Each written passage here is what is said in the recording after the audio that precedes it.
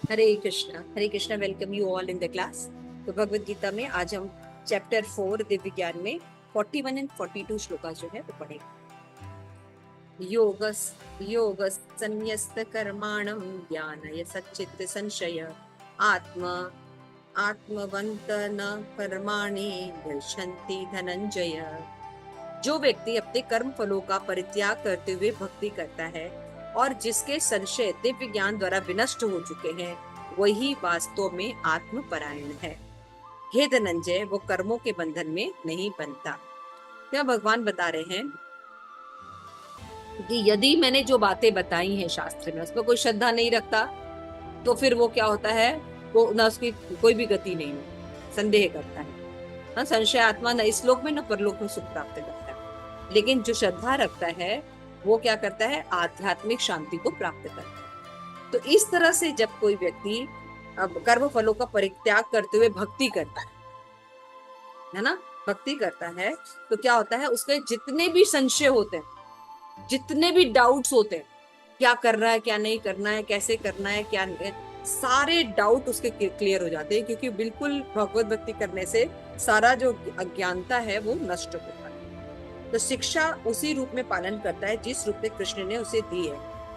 दिव्य ज्ञान की कृपा से समस्त संशय मुक्त हो जाते हैं। पूर्णतः कृष्ण भावनावत होने से श्री भगवान के अंश के रूप में अपने स्वरूप का ज्ञान होने के कारण, अब जब स्वरूप का ज्ञान हो गया तो व्यक्ति कर्म बंधन वाले कार्य करेगा नहीं, वो तो भगवत भक्ति ही करेगा। इस तरह वो कर्म बंधन से मुक्त है। और 42 में भगवान बता रहे हैं, तस्मात् अज्ञान संभूतम अस्थम ज्ञान अस्न आत्मनम चित्वेन सॉरी तस्मात् अज्ञान संभूतम इतत् स्वज्ञान असिना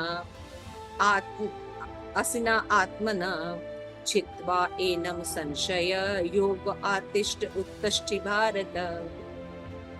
तो यानी आत्मपरायण बनो, यानी भक्ति करो जिसके कारण कि तुम्हारा संशय का नाश हो जाए। तो एतेव हे अर्जुन, तुम्हारे हृदय में अज्ञानता के कारण संशय उठ रहा है, मैं करूं युद्ध करूं ना करूं, मारूं ना मारूं, तो उन्हें तुम ज्ञान रूपी शस्त्र से काटो। ये सब शरीर नहीं आत्मा है, और मैं तुम्हें धर्म के युद्ध में लड़ा रहा हूँ, तुम्हें कोई कर्म बंधन नहीं लगेगा जैसे तुम सोच रहे हो कि तुम्हें कर्म बंधन लगेगा, पाप के अधिकारी हो गए। तो हे भारत, तुम योग में संवित होकर खड़े हो और युद्ध करो, यानी भक्ति योग में लगो और युद्ध करो। तो अर्जुन यहाँ पे फिर अभी कंफ्यूज होने वाला है दिव्य ज्ञान के बाद। तो वो भगवान से पूछ, भगवान क्या कह रहे हैं कि तुम भक्ति करो। तो भक्ति को अर्जुन समझ रहा है ज्ञान प्राप्ति का साधन, कि हमें एक हिमालय में चले जाना होगा, शांति से बैठना होगा, है ना। वो भक्ति को कर्म नहीं समझ रहा, भक्ति युक्त कर्म नहीं समझ रहा है। तो फिर भगवान कह रहे युद्ध करो।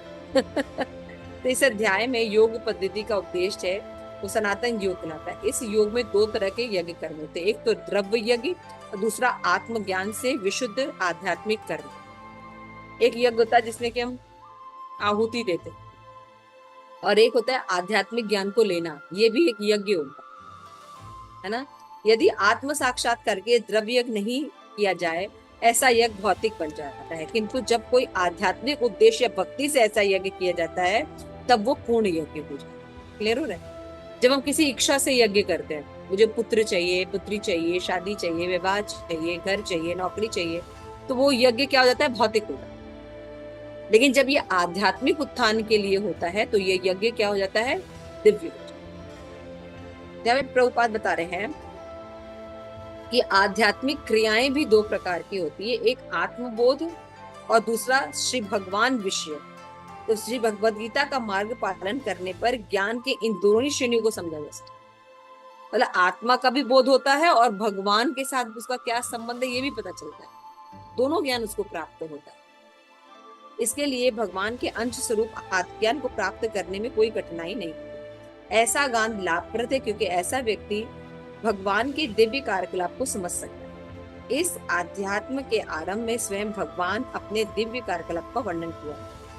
जो व्यक्ति गीता के उपदेशों को नहीं समझता वो श्रद्धा विहीन है, और जो भगवान द्वारा उपदेश देने पर भी भगवान के सच्चिदानंद स्वरूप को नहीं समझ पाता, वो समझना चाहिए कि वो निपट मूर्ख है।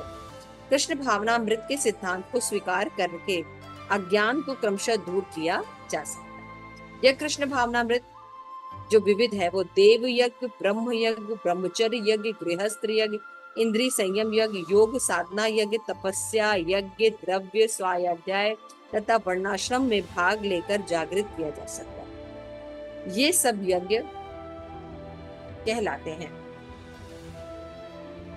और ये सब निमित्त कर्म पर आधारित है, किंतु इन सब कार्यकलापों के भीतर सबसे महत्वपूर्ण कारक आत्म साक्षात्कार है।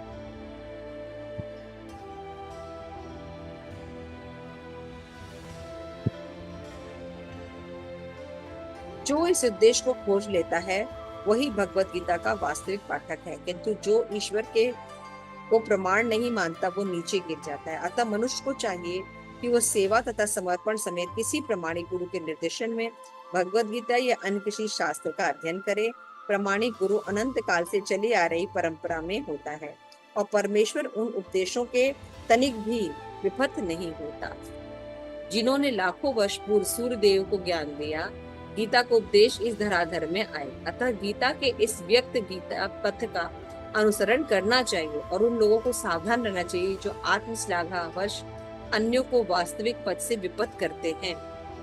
भगवान निश्चित रूप से परम पुरुष हैं और उनके कार्यकलाप दिव्य हैं। जो इसे समझ लेता है उसका भगवत गीता का अध्ययन शुभारंभ हो सही करके मुक्ति को निश्चित। तो इस प्रकार दिव्य ज्ञान का यह अध्याय पूर्ण हुआ। भगवान यहाँ पे शॉर्ट में बता रहे हैं कि जब व्यक्ति, भगवान यहाँ पे बोल रहे हैं कि हे अर्जुन तुम क्या करो, मेरे इस दिव्य ज्ञान से युक्त हो जाओ, है ना, और अपने सारे संशय को दूर करके क्या करो, उठो और युद्ध करो। तो यहाँ पे शिल प्रपात का भी बहुत सुंदर है परकोट है।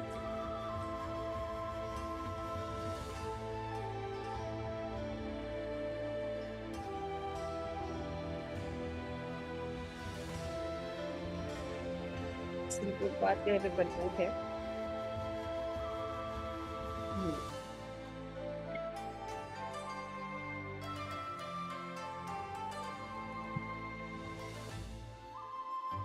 तो न्यूयॉर्क 1966 में यहाँ पे शिल प्रपात ने दिया हुआ है कि हर इज एडवाइजिंग योग संन्यस्त कर्माणि।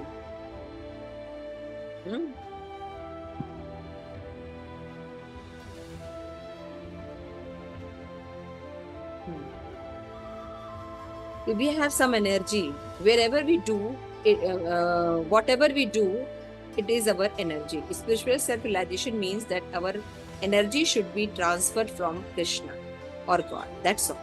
We have some stock of energy. That energy should be transferred. You can utilize that energy in so many ways. Arjun was a military man and had energy to fight, and so he fought for Krishna. That means he engaged his energy for Krishna. He did not change his position, so we don't have to change our position. We simply have to transfer our energy for Krishna. है ना? That is called Yoga Sannyasa Karmana. Okay? It is not that we cease working. Without work, nothing can be done. तो यहाँ पे हम देख रहे हैं कि भगवान के लिए कर्म करना चाहिए। जब हम भगवान के लिए कर्म करते हैं तो हमारा कर्म जो होता है वो संन्यस्त कर्माणि जना सनिक्षा संशय। जब हम ऐसा कर्म करते हैं तो हमारे सारे संशय दूर हो जाते हैं और हम कर्म बंधन में भी नहीं करते। तो why shall I engage my energy for Krishna. प्रश्न ये उठता है कि हम भगवान के साथ क्यों आज्ञा का पालन करें, क्योंकि वो supreme personality of God head है और हम उनके अंश हैं। जो अंशी की सेवा करता है तभी सुखी रह सकता है। तो this is God pastime. He supply the necessity of life to all living entities, है ना। So we this is called transcendental pastimes, because Krishna is a transcendental, तो his pastime is also transcendental. At the same time, when he required, he immediately lifted Govardhan, although he is dependent on Mother Yashoda. To see Krishna as a little boy lifting Govardhan hill, how is possible? let me try to help my placing the stick on Govardhan hill, so that is may not fall down. You see, this is called the transcendental pastimes. तो प्रभुपाद कह रहे हैं कि जब हम गोवर्धन की लीला होती है तो उनके जो फ्रेंड्स थे वो बल्लियां लगा रहे थे, उसे बल्लियां लगाने से थोड़ी वो गोवर्धन पर्वत उठा हुआ था, है ना।